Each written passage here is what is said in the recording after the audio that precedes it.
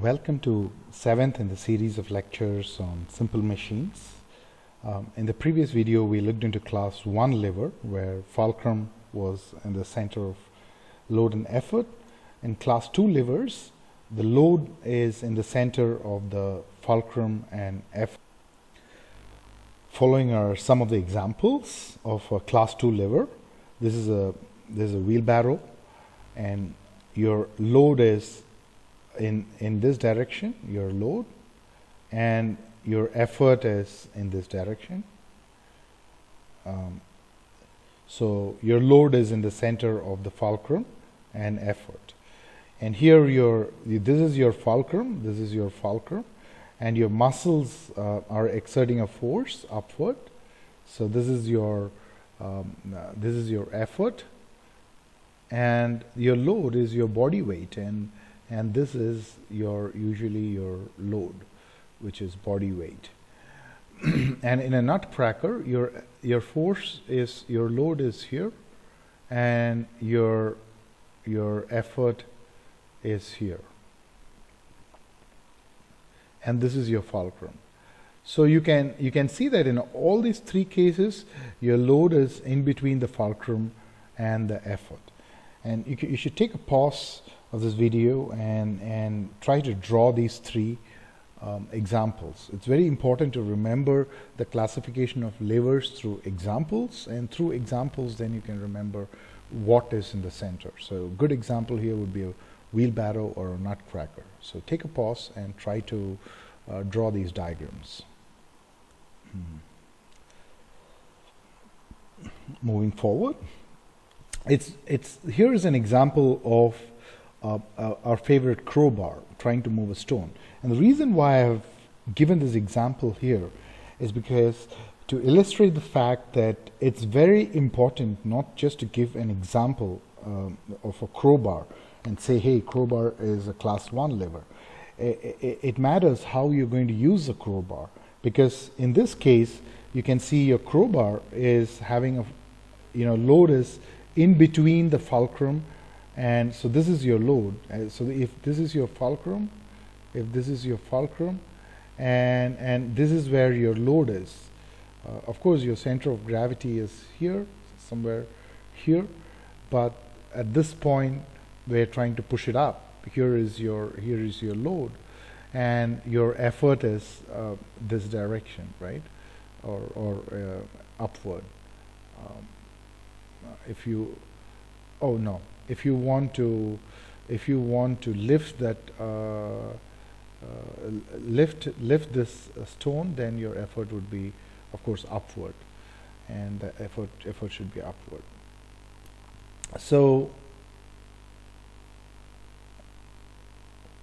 this is an example of a class 2 lever, and our earlier example wherein we had a fulcrum and we used to lift a load in the first and second and third, and all the videos in the first to fifth we were using this example, and this is an example of a class 1 lever.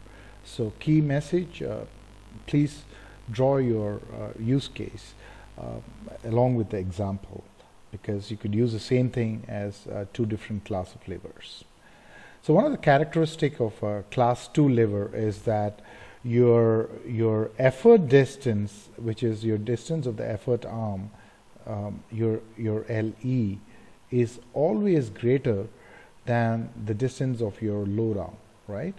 And which implies that your mechanical advantage which is LE by LL, is always going to be greater than 1, because your effort arm is greater.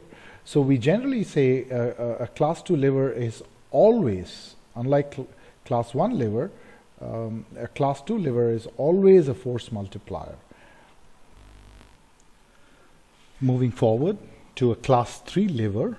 In a class 3 lever, your effort is always in the middle, and the common examples are tweezer or your stapler. In both these cases, your load is on this side. This is your load, and your effort is somewhere here.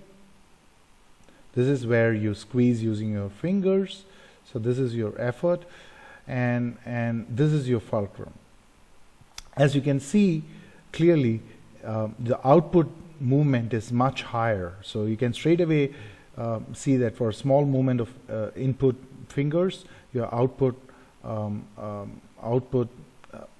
points are moving a larger distance.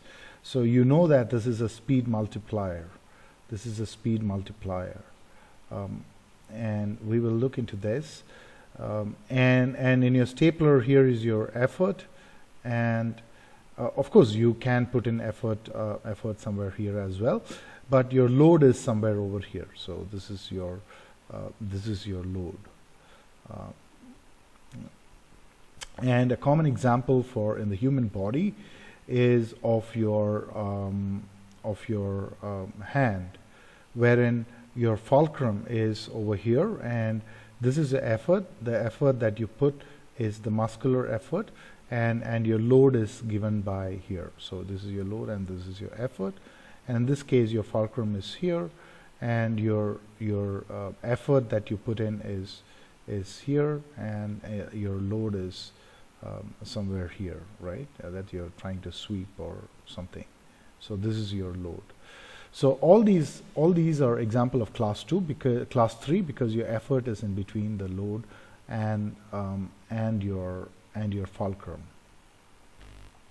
I would encourage you to pause this video here and try to draw all these examples of levers by yourself. One of the common characteristics of a class 3 lever is that your effort arm is always, the length of the effort arm is always going to be lesser than that of your length of your load arm. And because of that, your mechanical advantage is always going to be less than 1 because your LE is always less than the length of the load arm. So your mechanical advantage is less than 1. So these kind of levers are going to be your speed multipliers. And of course you don't want in a tweezer a force multiplier. If you would have wanted a force multiplier, you would have used a plier. And the reason why you don't use a plier for removing a hair is because you want a lot of sensitivity at the tips of your tweezer, and that's why you want a speed multiplier over a force multiplier. So a quick summary of all the classification of levers.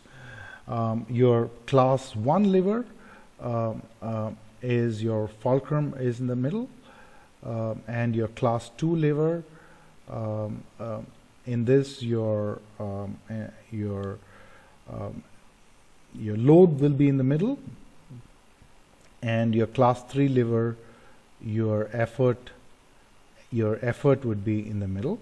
A common example is tweezer, and this one is a wheelbarrow, and this one would be your seesaw. And this mechanical advantage can be greater than or equal to or less than 1. Here your mechanical advantage is always greater than 1. Here your mechanical advantage would be less than 1. And this is a consequence of the fact that your effort arm is less than the load arm, and here the effort arm would be greater than the load arm, and here your effort arm would be greater than or equal to or less than the load arm. I hope you enjoyed this series of video on the classification of levers. In the next video we will start looking at pulleys.